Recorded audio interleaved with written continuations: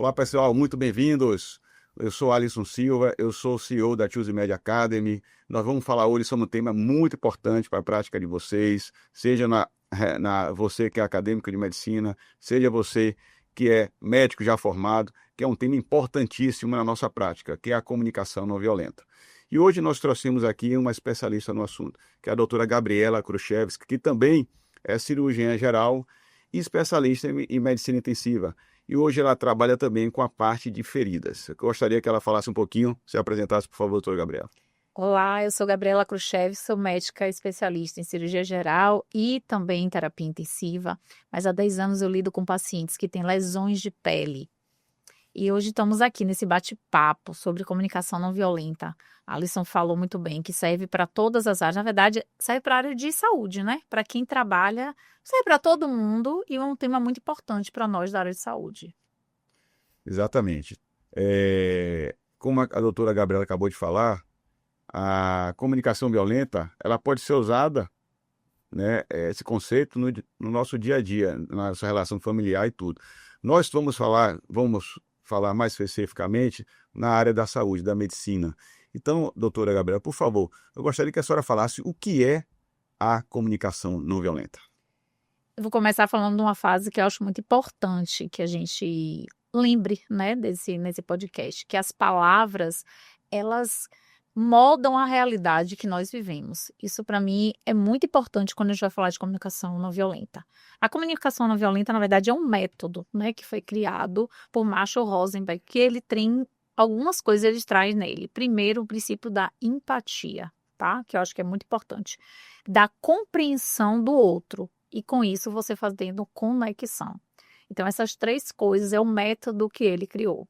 Então, Marshall, ele trouxe para nós a ideia de que esses três pilares, eles sustentam a comunicação não violenta. É um tema muito interessante, não é? Eu tenho uma pergunta, doutora Gabriela, quais são os pilares que fundamentam essa comunicação não violenta? O que é que Marshall trouxe? Você falou da empatia, mas quais são os que é que fundamenta essa comunicação? É importante lembrar, Alisson, que comunicação não violenta não é você chegar no espaço com as pessoas e não gritar, não culpar, não apontar, porque a gente já lembra de violência algo físico, né? Algo que você está alterado. O que as pessoas precisam sair daqui entendendo eu vou trazer a comunicação violenta para a minha prática diária. Isso é muito importante. E para isso, eu preciso dissociar de que essa comunicação que Marshall prega é uma comunicação, como eu te falei, que é apenas de quem grita, de quem fala, de quem está alterado. Sim. Essa comunicação, como você falou, ela tem princípios. E isso é muito importante a gente seguir. O primeiro princípio que a gente vai falar é a observação sem julgar. Ou seja, eu chego em uma situação, porque toda situação, ela traz muito do que a gente está pensando sobre aquela situação. Sim. Só que nessa comunicação não violenta, eu vou ter que tirar o eu e vou ter que analisar aquela situação. Então, diante de um cenário, por exemplo, que a gente está dentro de um plantão médico, dentro de uma unidade de saúde, onde existe naquele momento alguma situação que eu não gostei, diante de um colega, diante de uma profissional, eu vou ter que avaliar aquela sem o meu eu, sem o meu julgamento. Que é tipo, ele não fez para me prejudicar. Sim. Aquela situação ali, o colega, ele não falou daquele jeito, porque ele está falando com o Gabriel, ele está falando com o Alisson. Sim. Isso ali é uma situação onde ou ele está alterado, ou ele poderia falar de uma outra forma. Eu trago um exemplo que eu queria falar aqui para você. Posso? Pode, sim, claro. Porque eu acho que é importante a gente praticar. Você que é o especialista em impulsão. E vamos dizer que você está ensinando alguém a funcionar um acesso central. E aí, naquela hora, você fala assim, a pessoa não consegue, não teve habilidade. E você vai falar, você não sabe funcionar. Você afirma, você não sabe funcionar. Isso causa o quê na pessoa que está ouvindo? Causa uma sensação de incompetência. Incompetência. Então, você fala, você não sabe funcionar, a pessoa que está querendo fazer um procedimento ali. E, às vezes, você tem dificuldade realmente do procedimento e você chega com essa frase Isso. teoricamente violenta, né, doutor Gabriela? Isso. Você não sabe funcionar, a pessoa, ou Tony chega assim, calçando a luva. Antigamente, a gente costumava já chegar do lado deixa calça a luva aqui, deixa que eu faço. Isso. E como é que a pessoa pode fazer? Mas olha só, você muitas vezes não está fazendo isso porque você está sendo violento com a pessoa. Não é sobre a pessoa. É sobre que às vezes você está em um ambiente onde você quer resolver aquele problema, entende? Sim, Então, só que é essa forma como se você comunicou, porque comunicação, olha, isso não é só de quem fala, é de quem ouve também. sim. Mas você também, a partir de hoje, pode, em vez de falar, você não sabe impulsionar, porque deixa o outro na situação constrangedora, percebi que você está com alguma dificuldade. Você quer ajuda? Muda completamente. Muda completamente. Completamente. Você passa a. Porque você observou a situação, mas você não julgou. Isso. Você não chegou ali agindo de forma assim muito direta no questionamento. Você entendeu que ele está com dificuldade, mas Isso. você não agiu, não falou de uma Você forma vai- meio agressiva. Você perguntou e ele vai ficar mais à vontade de pedir ajuda. Isso. Porque quando você fala, você não sabe funcionar, você já observou a situação, ok? Você tá vendo que ele tá com dificuldade. Mas o não, você não sabe já é um julgamento. Então, quando você pergunta para ele se ele quer ajuda, você já entendeu que a situação ali tá difícil, que talvez ele não saiba, mas você não julga ele, você só observou. Então, isso é uma coisa importante, que eu acho que a gente tem que deixar isso muito claro, porque é um pilar muito importante. Outra coisa é expressão de sentimento. Sim, Na expressão de sentimento, eu quero dar também um exemplo que eu gosto muito, você sabe, né? Eu gosto de ensinar com é exemplo. importante. Às vezes, eu posso estar aqui tentando me comunicar com você e até no momento de estresse, você não está atento. Você não está me olhando, eu estou falando e você está me transmitindo o quê? Que você pode até estar escutando, mas eu não estou sentindo isso. Então, a emoção é muito importante. Então, às vezes, eu posso virar para você e falar: Você não está ouvindo o que eu estou falando, não, Alisson? Você não presta atenção, não? Eu me sentiria um pouquinho sofrendo uma agressão, nesse termo, talvez. Isso, mas você entendeu que é assim que eu também estou me sentindo, Sim, sem a sua atenção? sim, Porque a importância, gente, de quem comunica, do papel do comunicador, a importância do papel do comunicador é que ele tem que ter a sua mensagem bem entendida. sim, Então, eu que estou tentando me comunicar, eu preciso me expressar de forma que você entenda. Então, imagine também se eu chego para você e falo: Você não está me ouvindo, não, Alisson? sim. Você não está prestando atenção no que eu falo, não? O que a gente está me acabando aqui de falar se não está me ouvindo? Isso é muito comum, né, doutora Gabriela? Ou você está falando com uma pessoa e outra pessoa está fazendo outra coisa ao mesmo tempo, ou está no celular, e até que a gente que está falando se sente incomodado. Isso. Mas eu posso, como eu sou a comunicadora, eu posso ter responsabilidade de como isso vai chegar para a pessoa. E como é que eu faço isso? Eu pergunto: Alisson, eu estou precisando conversar uma coisa com você. Você poderia prestar atenção aqui um pouco? Sim, Eu gosto que você... Alisson, aí você pode até me responder: Não, eu estou fazendo. Eu falo: Não, Alisson, eu gostaria que você olhasse para mim. sim. Você puxa aquela pessoa para ter atenção em você. Isso. Isso é Porque isso é importante importante. num ambiente. Imagine você estar no ambiente de terapia intensiva, numa emergência. Então, eu vou colocar outra pergunta. Eu não sei se você terminou os Ainda dois tem mais pilares. duas. Tem mais dois pilares. Qual foi? Só revisando. O primeiro foi O a quê? questão A observação sem julgamento. observação sem julgamento. Foi um pilar. Isso. A expressão de sentimento. A expressão de sentimento. Quando eu posso falar também para você assim: Alisson, quando você não olha para mim, eu me sinto mal, porque eu me sinto Sim. que você não tá me dando atenção, tá? A observar sem julgar. E a expressão de sentimento. E a expressão de sentimento. A outra é identificar a necessidade. Identificação de necessidade. Identificar a necessidade. É isso. Todas as vezes que a gente está em uma comunicação, a gente tem um objetivo. Sim. Não é isso? Ou você quer um objetivo. Naquela questão do acesso, você queria o quê? Que a pessoa passasse o acesso. Exatamente. Mas para que você obtenha isso, eu vou dar um outro exemplo. Eu vou dar um exemplo de colegas bem que eu gosto disso. Vamos dizer que naquela hora que você me falou isso, eu me senti maltratada. E aí eu te reajo, e aí se começa uma confusão. Conflito. Isso, eu não te chamei aqui, para que você veio? Me deixa, eu não preciso que você me ajude. O colega Isso, foi lá para tentar ajudar, mas chegou de forma violenta isso também e bateu gerou uma reação. uma reação. Não muito boa. Pronto, ótimo. Mas eu poderia dizer para você assim: depois, não precisa ser na hora, tá? E comunicação, isso é importante. Comunicação, às vezes, num ambiente de estresse, que as pessoas também precisam entender, principalmente em unidade de emergência, terapia intensiva, não é permitido isso. A comunicação ela não precisa ser treinada no exato momento que eu estou vivendo aquela comunicação Sim. que eu sinto que não é a que melhor, que foi violenta. Sim. Então, esse colega, ele poderia aceitar a sua ajuda, você que funcionava, e depois ele ia para você, te chamava, para expressar o sentimento, dizer: Alisson, a forma que você me abordou, olhe para mim, queria que você entendesse, eu não me senti bem. A forma como você me tratou, Sim. eu não me senti bem. Eu não sei se era a sua intenção, mas foi uma forma que me expôs, eu me senti mal, me senti incompetente, estava uma equipe do lado. Talvez ele te dê a oportunidade também nesse momento de você dizer o quê? Não foi minha intenção, e você melhorar. Porque não adianta eu saber comunicação não violenta para mim. Comunicação são duas pessoas entrando em um acordo. Então, uma pessoa que sofreu uma comunicação violenta, ela pode reagir de forma violenta ou pode reagir de forma não violenta. E a doutora Gabriela está falando exatamente isso, que a gente pode reagir de forma não violenta, evitando que o conflito aumente. Isso é uma inteligência emocional também, né? Da sabedoria do relacionamento, né? Só faz comunicação não violenta quem tem autoconhecimento, Alice. Sim. E eu posso te dizer isso de cadeirinha, como eu sempre falo. Falar desse assunto para mim muitas vezes até me angustiava, porque a minha prática é de alguém que viveu muito a comunicação, tanto de outras pessoas, quanto as minhas mesma comunicação. Sim. Então, por exemplo, essa coisa do acesso mesmo, você sabe, quando a gente está numa emergência, quando a gente está num ambiente de terapia intensiva, o que a gente quer é pensar muito na solução. Então, a gente está ali com a vida em risco. Esse cuidado de percebo que você não está conseguindo, às vezes a gente não consegue isso, mas é algo que tem que ser treinado. Para que seja tão natural quando falar, peraí, deixa que eu faço.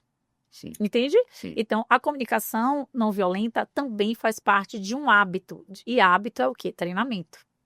E a gente não foi muito ensinada. Por isso a importância desse podcast, por isso a importância nos cursos que você sempre está trazendo. Como é que você... É levantar sempre esse tema para que as pessoas possam entender. Você acha importante que esse tema seja abordado desde a faculdade? Com certeza. Isso não sou eu que acho, né? Todas as pessoas que estudam e que é levantada essa bandeira, é que isso faça parte de uma grade curricular, inclusive. Então, quando você traz um simpósio como você trouxe, e que já fala sobre esse assunto, você nada mais do que está levando esse tema que é tão importante para treinamento, para criação de hábito. Eu acho que tudo começa durante a faculdade, né? A formação do acadêmico lá na faculdade ela é muito importante. Mas você que já está formado e precisa desenvolver essa habilidade, que é uma coisa que a gente tem que entender, como é que funciona. Isso aí vai impactar a sua vida profissional, a sua vida pessoal, a sua vida familiar. Bem útil. Temos mais um pilar, vamos lá. Que eu acho que é o essencial. Talvez se vocês esquecerem todos os outros, lembrem desse. Que é a formulação de um pedido claro. A comunicação, seja ela, vamos falar na área médica, vamos dizer que você está lá e você está precisando que uma enfermeira ou um colega pegue uma coisa para você. Mas se você não for claro nesse pedido, isso pode trazer problemas. Porque a outra pessoa, ela pode não entender que é a sua urgência, a sua emergência. Ela pode não entender a quantidade de material que você queria e trazer errado. Ou ela pode postergar porque ela está ocupada com outra coisa. Então, quem é responsável é você por chamar a pessoa, prender a atenção dela. Lembra? Prende a atenção dela, olhe para mim.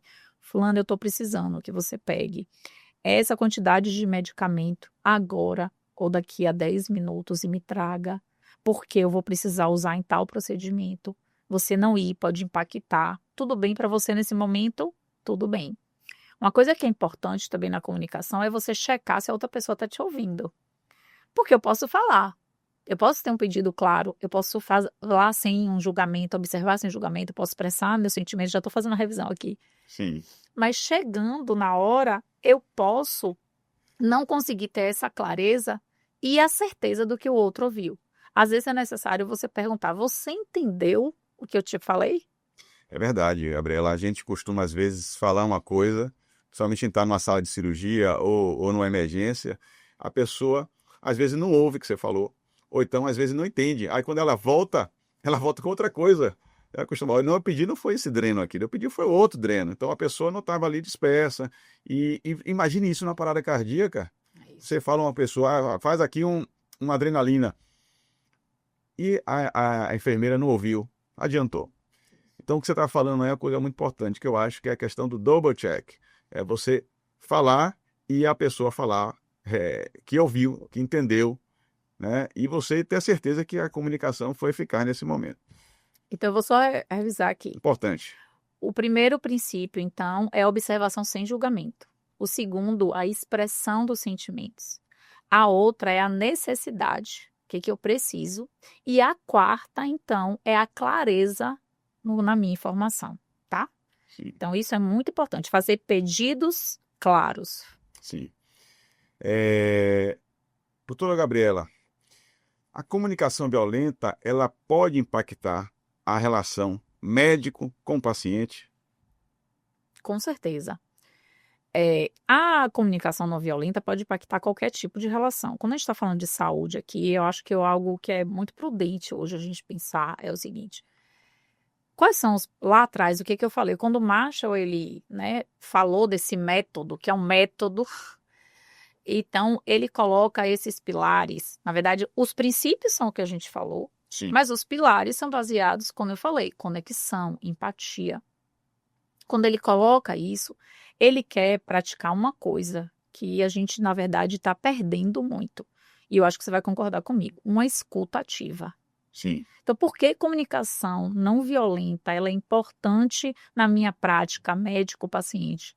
Porque ela faz com que eu entenda o que é uma escuta ativa. Às vezes o paciente chega e eu não estou com essa. E escuta ativa não é passar horas escutando o paciente, porque pode ser que essa escuta não seja ativa. É justamente no momento que eu estou escutando, eu estou conectado, então eu tenho empatia, conexão e a escuta e relacionamento para que eu possa gerar o quê? O que você me falar, eu julgo que é importante. E eu vou então filtrar essas informações para eu poder criar uma história sua de vida, de doença, de saúde, para que eu possa exercer aquilo que eu quero, tomar uma conduta mais assertiva. Então, você já deve ter vivido casos de que pacientes não são escutados direito, o paciente se sente lá agredido, sim. o médico nem olhou para mim, nem me escutou, né? Que sai da sala, às vezes você é um excelente médico, fez um diagnóstico até, mas não deu esse momento dessa escuta para Se ele. enfraquece a relação do médico com o paciente. Se o paciente percebe, o médico ele é competente, tecnicamente, foi recomendado, mas ele chega lá e o médico fica no computador fazendo o trabalho dele, não tem não cria uma empatia com o paciente. E às vezes ele termina prejudicando o próprio atendimento porque ele não está com aquela escuta ativa, ele não consegue Isso. desenvolver um papel adequado e enfraquece a relação médico-paciente. Com certeza. É, E eu quero dar um outro exemplo também, tá? Que eu acho que é muito importante. Quando eu tenho uma escuta ativa, eu tô ali disposto a me conectar com você. Eu tô disposto a compreender o que você está me falando. E isso vai gerar em você uma reciprocidade. Então, entenda que a relação é essa. Se eu estou praticando algo que eu te escuto com interesse, porque eu quero te compreender e eu quero me conectar com você, naturalmente você vai sentir o quê? Melhor. sim. Então, às vezes, a maior queixa dos pacientes é justamente você perceber, mais do que erro médico, é a queixa do mau relacionamento, de chegar, o médico não recebê-lo, às vezes, atos simples, Sim, não saber o nome, não falar, não chamar a pessoa pelo nome, não parar para escutar porque está corrido. Mas, Gabriela, eu trabalho na emergência, ou eu trabalho em um lugar que eu tenho que atender 40 pessoas em 6 horas, vamos dizer, porque a gente sempre, como é uma prática, como é uma metodologia, a gente precisa praticar, a gente precisa criar um hábito, é natural das pessoas botarem o que? As dificuldades. Mas vem cá, como é que eu vou fazer isso? Mas ele não fala hora nenhuma de tempo, Alisson. Ele sim. não traz. Quem criou, ele não fala, "Ó, você precisa de 1 hora para praticar isso." Às vezes, você faz essa conexão, essa compreensão até com o olhar. Quando você é mais atento, quando você se aproxima, quando você não se distancia, quando o paciente chega e você olha nos olhos dele, você ouve 5 minutos ele que seja. Então, assim, não é de tempo. Sim. Não se cria apenas ter essa reciprocidade. É o que eu tenho percebido, Gabriela, é que as pessoas estão meio impacientes ou estão muito imperativas. Ela não consegue fixar muito tempo ouvindo. Então ela está ali, daqui a pouquinho a pessoa se dispersa, né? Parece que tem uma dispersão muito rápida. A pessoa não consegue se prender em uma aula de 30 minutos. Ela tem que assistir aula de 2 minutos, 3 minutos, 4 minutos. Então ela se dispersa. Isso é uma coisa que a gente vem percebendo com a tecnologia, com as redes sociais, multitarefas, e isso talvez tenha dificultado um pouquinho, tem dificultado essa relação. Mas nós vimos que isso impacta na relação do médico com o paciente, nós temos que aprender a comunicação não violenta para a gente se relacionar bem. Isso pode evitar até, muitas vezes, um processo. Com Você certeza. concorda? Porque se você cria uma empatia com o médico, se o médico cria empatia com o paciente, ele tem a confiança. E muitas vezes, aquela questão ali de uma conduta que não foi adequada, que ele poderia ter agido de outra forma, o paciente pode interpretar de forma negativa. E isso criar uma relação ruim, e às vezes ele processa, mesmo sem erro médico. Dois pilares que eu acho também muito importantes a gente estar destacando aqui, que quando eu pratico a comunicação não invasiva, voltei não invasiva, ó, falando seu cateter, comunicação não violenta, é uma coisa. Primeiro que eu vou estar tentando reduzir o quê? Os atritos, os conflitos no meu ambiente de trabalho. E no meu ambiente de trabalho eu estou falando tanto com relação aos pacientes quanto em relação ao outro profissional. Então, por que, Gabriela? Então, vamos mudar, na verdade. Por que que eu devo aprender esse método? Porque isso vai reduzir os meus conflitos, os meus maus entendidos. E a gente sabe hoje, no mundo que a gente vive, como as coisas estão rápidas. Então, Alisson, às vezes você não tem tempo de refazer aquela imagem, aquela postura que você quebrou no primeiro momento ali de um plantão. Sim. No primeiro momento que você se relacionou com um colega. Por quê? Porque as coisas hoje estão muito mais rápidas. Eu cito um exemplo meu que eu fui abençoada, porque eu tive chefes, né, líderes de residências, que tiveram essa paciência. Sim. Mas talvez no mundo de hoje, como a gente está, porque o que você acabou de dizer é que a gente está viciado em dopamina, passa rápido, vê rápido, né? Faz as coisas muito rápidas. Isso. Então talvez você não tenha uma chance, às vezes, de até de mostrar a sua competência. Porque você já mostrou no primeiro momento que você o quê? Chegou naquele ambiente e criou o quê? Ruídos, mal entendimentos. Então aquilo ali foi o quê? A equipe já não te aceita também. Isso já. Você sabe que hoje problema com pessoas é difícil para as pessoas resolverem. Então você já não é. E a outra coisa é, eu não posso falar que eu centro meu tratamento no paciente se eu não tenho uma comunicação não violenta. Porque, como eu te falei, o princípio é escuta. Se eu não escuto, eu não estou centrado no paciente, eu estou centrado na queixa. Sim. Você falou, doutora Gabriela, da questão da relação médico-paciente, você comentou um pouco também, mas eu queria que você aprofundasse um pouquinho mais nessa questão de quais são os desafios, né?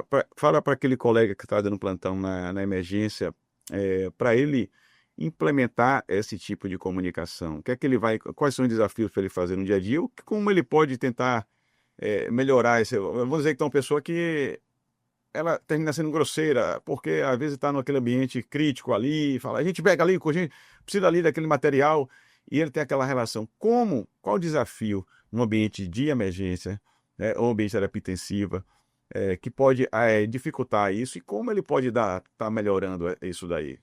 Ele tem que ler o livro de Marshall, tem que assistir a sua palestra do simpósio Meu Primeiro Plantão. Com certeza. Como é que ele pode fazer isso? Sabia que até quem trabalha com comunicação não violenta, ele fala que a primeira coisa que deve ser feita, o primeiro desafio que nós devemos quebrar de barreira, sabe o que é? Treinamento. Porque é um método. Então você tem que treinar para gerar o hábito de praticá-lo.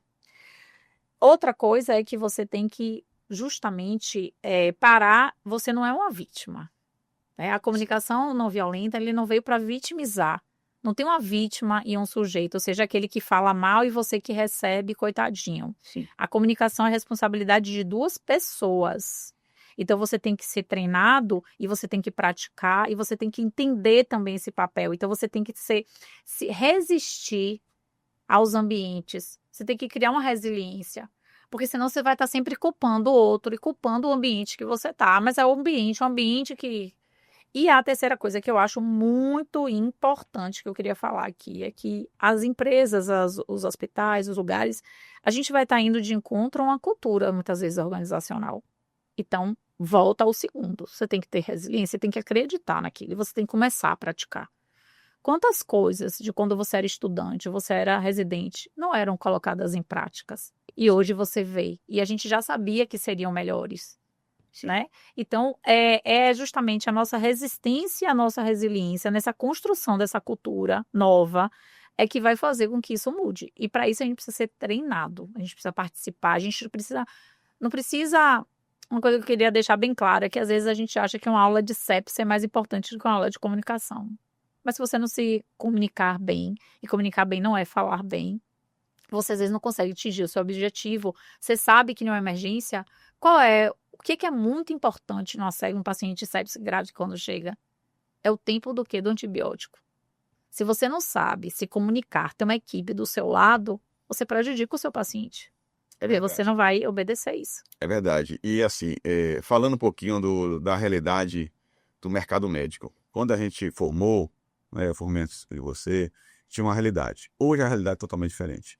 Hoje nós temos uma demografia médica cada vez mais crescente. Nós vimos uma quantidade de abertura de escola cada vez mais crescente. E se o médico ele não tiver capacitado para estar numa sala de emergência, para começar a trabalhar, ele corre o risco de gerar conflitos e perder até o emprego. Então, eu pergunto assim para você, um médico que vai lá, ele não sabe se relacionar, não sabe se comunicar de forma eficiente, de forma efetiva, de forma não violenta. Ele pode gerar conflito tanto com o médico, às vezes no relacionamento colega de plantão, e quanto às vezes com a equipe de enfermagem. Né? E aí ele vai, como ele fala, ninguém é superior ali ao outro. Ali nós somos um time, somos uma equipe multidisciplinar. Isso. Mas assim, eu já vi, Gabriela, assim, médico ter problemas com a equipe de enfermagem e isso gerar até a demissão do colega. Então você acha que como ele pode tentar aprender ou se comunicar, a entender que é importante esse relacionamento com a equipe multiprofissional? Primeiro, entender que comunicação não tem a ver com ser tímido ou não. Todo mundo se comunica, até mesmo o tímido, né? Sim. Então, o que a gente precisa, então, é não colocar no vitimismo, como eu falei, porque eu sou tímida, porque é meu jeito. Então, eu preciso, primeiro, entender isso, segundo, treinar. E conhecer, estudar. Porque, Alisson, veja bem, com as mudanças que a gente vem vivendo, e, na verdade, isso, para mim, a gente já aprende isso desde há muito tempo, ser um bom médico, ter conhecimento técnico é nossa obrigação. Uhum. Então, saber dar um diagnóstico, estudar, aprimorar, isso é nossa obrigação. Sim. Começar a entender de como a comunicação não violenta pode me trazer benefício, de como ser mais empático, de como buscar autoconhecimento, de como ter gestão de estresse, como aprender a gerir meu estresse, eu só posso cuidar do outro quando eu me cuido. Quando eu começo a apostar nessas outras coisas que me sustentam, que trazem um equilíbrio, aí sim eu consigo entender que isso aí sim é aquele aquele mais que eu preciso proporcionar e é o que vai me diferenciar lá na frente. Porque dentro da concorrência, vamos dizer assim, e da seleção natural da espécie, que é típico, você não vai ser selecionado pelo básico. Porque apesar de ter muitas faculdades, a competência pode ser até relativa. Mas como você se relaciona, como você se expressa, vai ser um diferencial na sua vida. Você pode ter um colega que sabe entubar, um colega que sabe passar um cateter central, mas às vezes ele não sabe exercer a comunicação não violenta e termina ele criando uma antipatia dentro do plantão. Isso pode acontecer isso? Eu acho que eu vou dar um exemplo que choca mais as pessoas. Quantas vezes você, desde a sua escola até na faculdade, você já viu médicos menos capacitados do que você ter mais sucesso, ganhar mais dinheiro? Isso, inclusive, incomoda médicos. É verdade. Quando eles se reúnem, eles colocam, mas fulano, você lembra de fulano? Não tem nem residência, não tem tal formação. Mas ele conseguiu uma habilidade que os outros não conseguiram. E que todos, na verdade, podem ter acesso. Mas ele desempenhou. Eu não estou falando, gente, de questões éticas, tá? Eu estou falando de que, querendo ou não, é uma habilidade. Aquele médico se destacou. Sim. Aquele menino que quase não estudava, nunca foi o primeiro. Você pega a minha, desde a escola eu tenho isso. A primeira aluna da turma não é uma pessoa de sucesso, que eu considere de sucesso, tá? É importante também dizer isso. E você vê, às vezes, aquele aluno ali mediano, mas ele se destacou, porque ele pegou uma habilidade e ele foi muito bom nessa habilidade. Sim. Então, hoje, a comunicação não violenta é um método que precisa tem que ser praticado, e quem tiver mais habilidade, com certeza, vai ter mais sucesso. Não tenho dúvidas disso. Então, um médico que esteja trabalhando numa emergência, se ele dominar essas técnicas de comunicação violenta, ele vai conseguir ter melhorar o relacionamento com o paciente que ele está atendendo, isso com os familiares do paciente, que muitas vezes o problema não é nem o paciente, são os familiares, principalmente você que está na área de pediatria, né?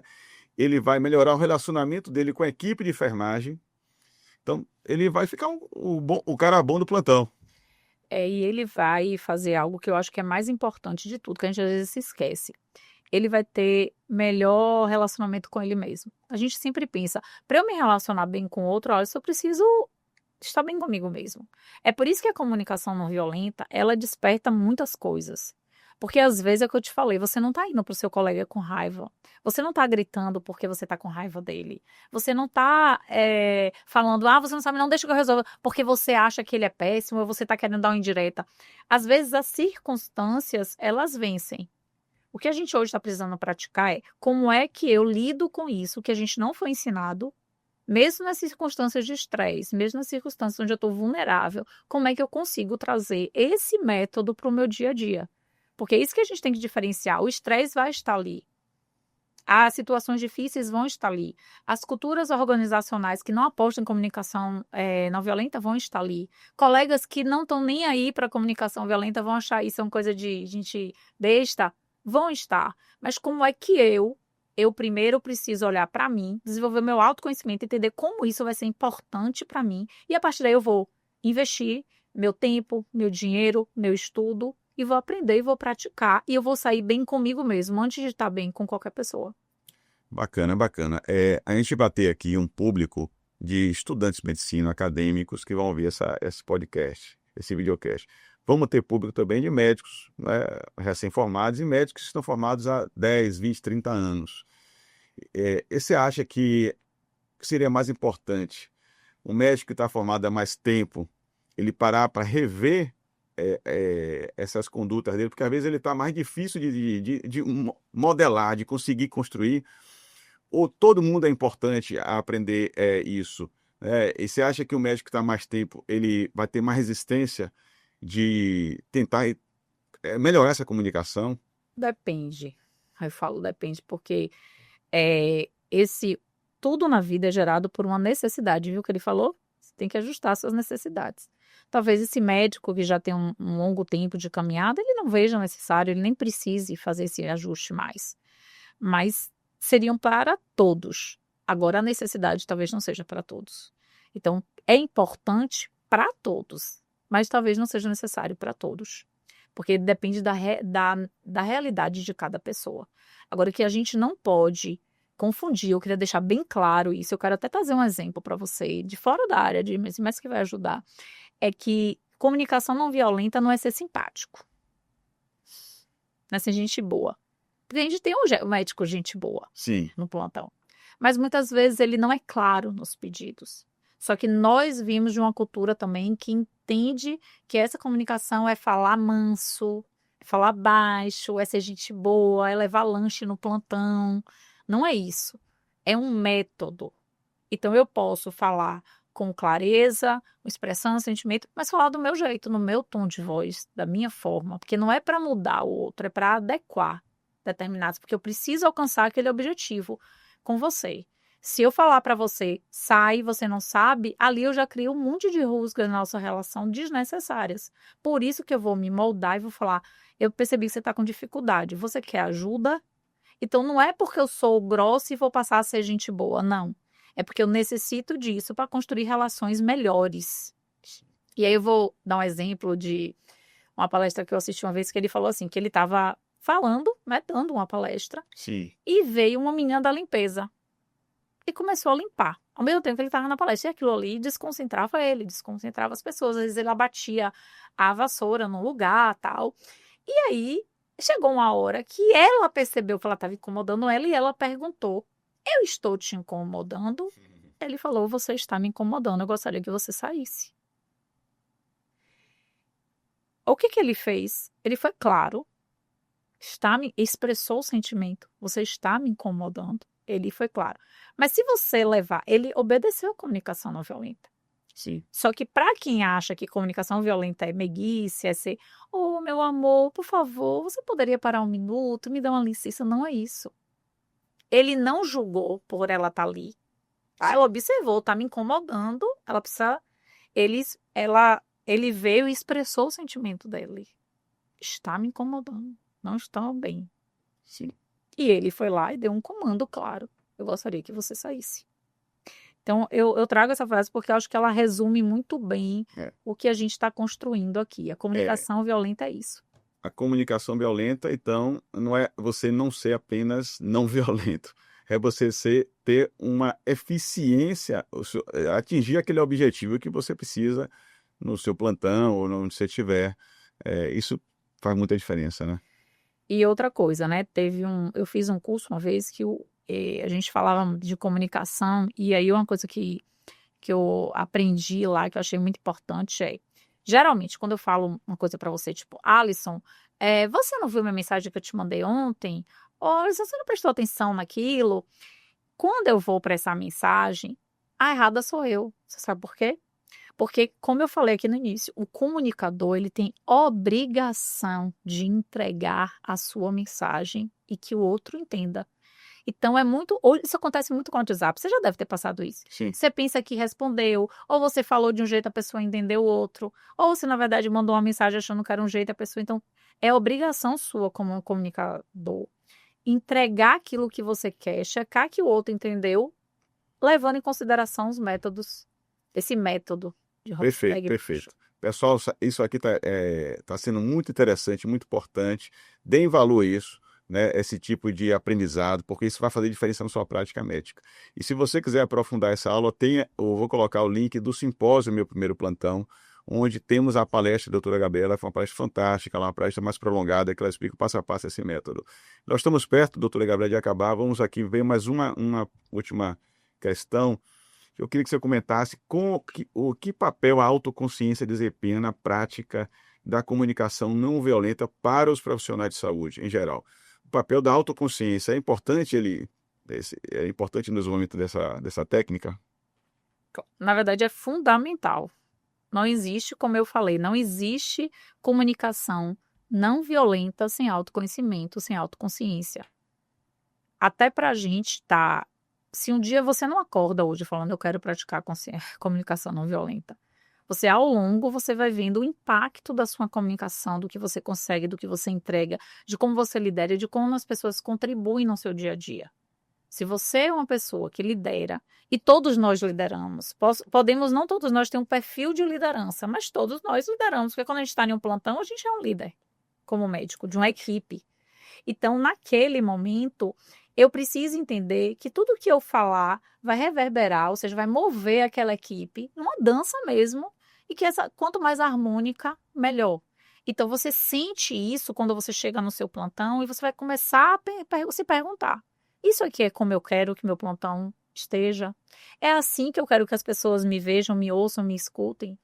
As pessoas conseguem entender o que eu falo e cumprir o que eu falo? Então, a partir de perguntas para si mesmo, que você começa a ter a necessidade e vai buscar se melhorar. É o que eu falei desde o início. As palavras moldam o meu ambiente. Sim. Então, o que eu falo pode me dar um ambiente bom, um ambiente ruim. E aí, como eu acredito que falar rapidamente sobre isso, que a Bíblia nos ensina desde de muito, a gente fala aquilo que o nosso coração está cheio. Isso é o que está dizendo o quê? Quando você está falando, você está moldando as pessoas e tudo que está acontecendo e tudo que vai retornar para você também. Então, não existe não olhar para dentro antes, ver o que você está cheio, de que você está cheio para preenchido, porque suas palavras estão falando disso. O que a gente dá para as pessoas é o que a gente tem, né? Então, se a gente não tem o que dá, a gente não vai dar nada. Se a gente tem coisas boas para dar, a gente vai dar coisas boas. Se a gente tem coisas ruins dentro da gente, para terminar transmitindo isso. De qualquer forma, eu entendo que é um método, né, que você que está aí do outro lado da tela precisa aprender, você precisa se desenvolver. O mercado cada vez mais acirrado, né, a exigência do público, dos clientes, dos familiares cada vez mais. Você vê toda hora na televisão problemas, conflitos. E você desenvolvendo esse método, você vai estar mais preparado. Então, mais uma vez, nós temos aqui a doutora Gabriela falando aqui, né, nesse podcast, e tem uma palestra da doutora Gabriela no simpósio, meu primeiro plantão, que vocês vão ter acesso, tá certo? Doutora Gabriela, queria te agradecer para esse encontro, a sua presença aqui. Eu sei que o seu tempo é muito corrido, mas eu tenho certeza que isso vai abençoar os colegas, tanto os estudantes de medicina, né? A mim é importante também estar praticando isso, né? Aos colegas que têm mais tempo de formado aí, tenho certeza que vai ser impactante. Como você falou, é tão importante quanto atender na sepse é saber se comunicar de forma eficaz. Então, eu queria te agradecer. Hoje é o primeiro evento aqui da Choose Media Cabos, o primeiro nosso podcast. E nós gostaríamos que você, se você gostou desse evento, que você seguisse o canal, curtisse o canal, isso vai ajudar a fortalecer, compartilhasse também para os seus colegas, sejam estudantes médicos, de medicina, da área da saúde. Essa palestra é impactante para todos. E os seus colegas médicos também fazer parte da nossa comunidade da Choose Media Academy. Alisson, para levar as pessoas a curiosidade de ouvirem minha aula lá no simpósio, Sim. Eu queria dizer que o símbolo da comunicação não violenta é a girafa. E lá eles podem saber por quê, né? Olha aí, pessoal, Então, tá vendo? O símbolo da comunicação não violenta é a girafa. Por que será, né? Imagine, Que é uma girafa. Que a girafa é grande, tem as pernas compridas, tem um pescoção. É. Vamos lá entender o porquê esse símbolo, a girafa é o símbolo da comunicação violenta. Muito obrigado pela sua presença, espero te ver aqui mais vezes, falando, marcar um dia para falar de feridas. Vamos, com certeza, pé diabético. Pé diabético. Foi um prazer estar Toda aqui. hora chega isso na sala de emergência, né?